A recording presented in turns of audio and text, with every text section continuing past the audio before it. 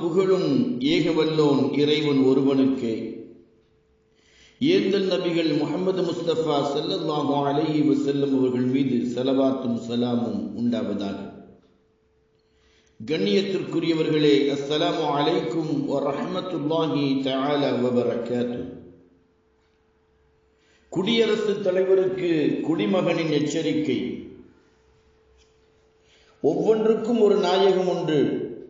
மனிதர்களுக்கு நாயகம் ஆதம் அலைஹிஸ்ஸலாம் அவர்கள்.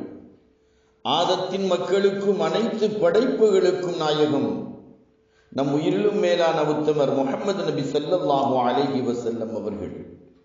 மாதங்களுக்கு நாயகம் நோன்பு நோக்கும் மாதமாம் ரமலான். இரவுகளுக்கு நாயகம் லைலத்துல் கத்ர் என்னும் இரவு.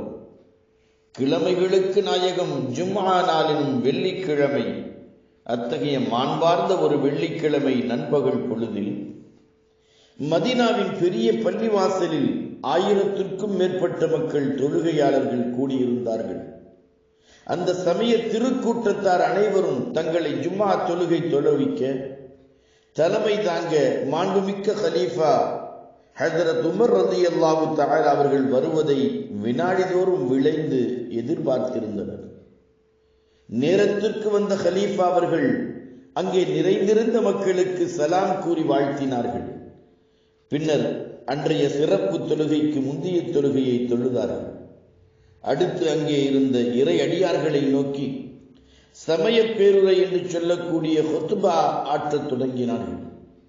எல்லாம் வல்ல இறைவனின் புகழை இசைந்து அவன் மனித குலத்தின் மீது பொழிகின்ற அளவற்ற அருளை, நிகரற்ற அன்பை நினைவு கூர்ந்து உரை செய்ய தொடங்கியவுடன் அவர்களின் ஒப்பற்ற குரல் பள்ளிவாசல் முழுவதும் ஒலித்து எதிரொலித்தது. யாவரையும் தெய்வீகமாக கவர்ந்தது. அந்த கவர்ச்சியில் கட்டுண்டவர்களாக அனைத்து மக்களும் ஹலீஃபா அவர்களின் உரையை உயர்ந்தபட்ச மதிப்புணர்வோடு உளமாற கேட்கத் தொடங்கினர். நாங்கள் உங்கள் உரையை கேட்க முடியாது, நீங்கள் தர கடமைப்பட்டுள்ள ஒரு விளக்கத்தை எங்களுக்கு தராதவரை உங்கள் உரை கேட்டு இணங்கி ஒழுகவும் முடியாது என்று யாரும் எதிர்பாராத விதத்தில் ஒரு இளைஞர் எழுந்து நின்று கூச்சலிட்டார். இந்த துணிச்சல் மிக்க குறுக்கீட்டை கண்டு திடுக்கிட்டு போன மார்க்க திருக்கூட்டம் முழுவதும் ஹலீஃபா அவர்களையும் எதிர்த்து பேசிய இளைஞரையும் மலைப்பும் வியப்புமாய் மாறி மாறி பார்த்தது. உரையை ஒரு கணம் நிறுத்திய ஹலீஃபா அவர்கள், என்ன நண்பரே, என்ன விளக்கத்தை எதிர்பார்க்கிறீர் என்று மென்குரலில் கேட்டார்கள். அவையோரை நோக்கி அந்த இளைஞர் பேசலானார். அன்று நாம் அனைவரும் பொது பொரு குவையில் இருந்து, பைத்துல் மாலில் இருந்து ஆளுக்கு ஒரு துண்டு துணி அளிக்கப்பட்டோம். கலீஃபா அவர்களுக்கும் கூட நமக்கு அளிக்கப்பட்டது போன்ற ஒரு துண்டு துணியை தவிர அதிகமாக எதுவும் அளிக்கப்படவில்லை. ஆனால் இன்றோ அதே துணியின் 2 துண்டுகளை கலீஃபா அவர்களின் மேனியிலே நான் காணுகிறேன். அவர்களுடைய பங்குக்கும் அதிகமாக ஒன்றை தங்களுடையதாக ஆக்கிக் கொண்ட கலீஃபா அவர்களுக்கு என்ன உரிமை இருக்கிறது என்பதை நான் அறிய விரும்புகிறேன் என்றார். இதை கேட்ட இறையடியார்கள் அனைவரும் மீண்டும் கலீஃபா அவர்களை நோக்கி விழிகளை மலர்த்தி வியந்து அவர் சொல்வதற்கு என்ன சொல்லப் போகிறீர்கள் என்று அமைதியினால் கேட்டார்கள். புதிரை புரிய வைக்க கலீஃபா அவர்கள் புனித வாய் திறந்த போது அவர்களுடைய மகனார் ஹஜ்ரத் அப்துல்லா அவர்கள் எழுந்து நின்று இயம்பலானார்கள். நண்பரே, சரியாக இருக்க விழையும் ஆர்வத்தால் தவறான முடிவுக்கு வந்து விட்டீர்கள்.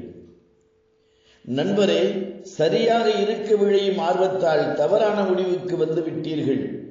என்னுடைய தந்தையார் தவறான முறையில் ஒன்றை தங்களுடையதாக ஆக்கிக் கொள்ளும் குற்றவாளி அல்லர். என்னுடைய தந்தையார் தவறான முறையில் ஒன்றை தங்களுடையதாக ஆக்கிக் கொள்ளும் குற்றவாளி அல்லர். அன்று எனக்கும் கூட ஒரு துண்டு துணி கிடைத்ததை நீங்கள் அறிவீர்கள் அல்லவா? அதையும் என் தந்தையாருக்கு கொடுத்து விட்டேன். 2ஐயும் சேர்த்து அவர்கள் அறிந்திருக்கிறார்கள் என்று விளக்கினார். மிகவும் சரி, இப்பொழுது தங்களுடைய பேருரையை தொடரலாம், நாங்கள் அதை கேட்கிறோம். விளக்கம் பெற்ற இளைஞர் வினயத்துடன் கலீஃபா அவர்களை பார்த்து கூறினார். ஆனால் உமர் ரலியல்லாஹு தஆலா அவர்கள் உடனே உரை நிகழ்த்த தொடங்கவில்லை. அவை எங்கும் நிறைந்திருந்த இறையடியார்களை பார்வையால் அளாவி விட்டு கேட்டார்கள், என்னுடைய நண்பர்களே, உண்மையிலேயே அறிந்து என்றாவது ஒரு நாள் இந்த நண்பர் ஐயுற்றது போன்றதொரு செயலை செய்து உண்மையிலிருந்து நான் ஒதுங்கினால் என்ன செய்வீர்கள்? கேட்டவாய் மூடும் முன்னர் கூட்டத்தில் இருந்த ஒரு சாதாரண ஏழை மனிதர் துள்ளி எழுந்தார். உரையிலிருந்து உடைவாளை உருவி உயரே சுழற்றி கொண்டு உரைத்தார், இந்த வாளால் தங்கள் தலையை துண்டாக்குவேன்.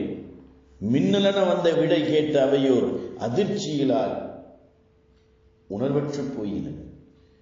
அந்த காலத்தில் வல்லமை மிக்க பேரரசுகளை பணிய வைத்த பெருமைக்குரிய அஞ்சாத வீரரை பார்த்து எந்த மாமனிதரின் நேர்மை ஐயப்பாட்டின் நிழலுக்கும் கூட அப்பாற்பட்டதோ அந்த மாமனிதரை நோக்கி முகத்தில் அறைந்தார் போல் ஒரு கொடிய அறைகூவல் விடப்பட்டால் அவையோர் உணவற்று போகாமல் வேறென்ன செய்வது?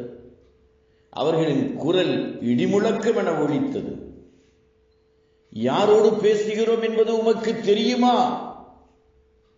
அட்டி ஏதுமின்றி ஓர் அச்சமற்ற விடை கிடைத்தது.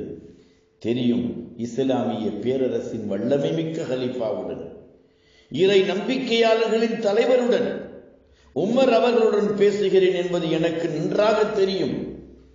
அவையோரிடம் ஒரு ஆழ்ந்த துயரமும் அச்சமும் தோன்றியது.